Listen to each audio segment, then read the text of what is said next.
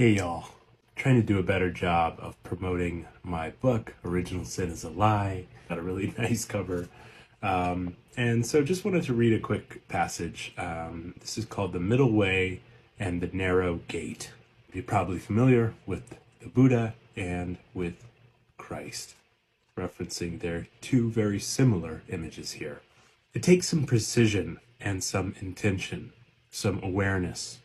There is some urgency. The Buddha tells us to really use this birth. It's all here right now in the present, but why delay our own peace? Why delay our own true happiness? When we realize that the external world does not have what we're searching for, its fleeting pleasure dissipates time and again. It's time to get real. It's time to really dive into our own thoughts, our own habitual patterns, our own hesitations, anxieties, and fears. What's underneath them?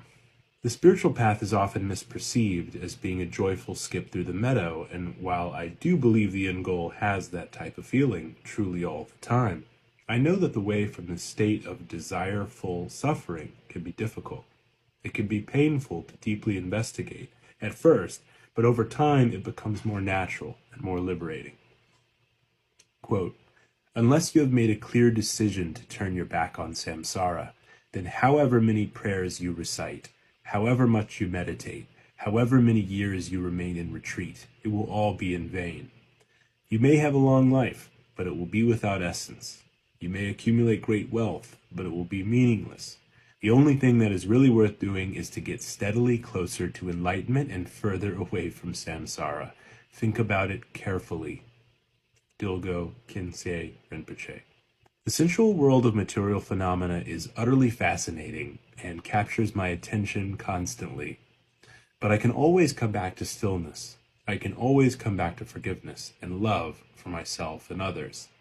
The Buddha's path is called the middle way because he refused both sides of the spectrum of the material world. First, he was a rich prince with every carnal comfort of life, and then when he left the palace, he became a spiritual ascetic, renouncing everything, rejecting all. His sole corner of the cosmos was a humble seat in a cave and barely enough nutrition to survive. Both were wrong. As he eventually discovered under that famous Bodhi tree, the way through it all is to live in the world naturally, in moderation, while detaching from our mental association with either the pleasure or the pain. It's a tightrope we're walking across, gently, with compassion, in order to not fall off into either side of this duality. Buddha used the metaphor of a stringed instrument. If the string is not tight enough, you can't pluck it. It won't make any noise at all. But if the string is too tight, it'll snap. When the string is neither too loose nor too tight, you hear the music. I've heard many Christian fundamentalists quote this saying of Jesus from Matthew.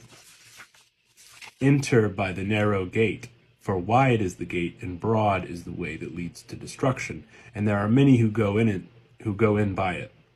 Because narrow is the gate and difficult is the way which leads to life, and there are few who find it." Jesus, Gospel of Matthew 7:13 and 14. The typical context associated with this line is that the narrow gate is Christianity. It's the exclusive gateway to heaven, even though this institution didn't exist at all in the same capacity during the teacher's own lifetime. What Jesus is really saying here isn't that far off from his Indian brother and predecessor. The way of the world is alluring. You can easily fall off into either side of this dualistic tightrope. There are extremes in terms of pleasure or pain, and both can hook you unless you have some discernment, some self-awareness about yourself. The middle path through the gate is narrow. It is difficult, but a few do find it, and they've been telling us how to find it and walk through it for millennia.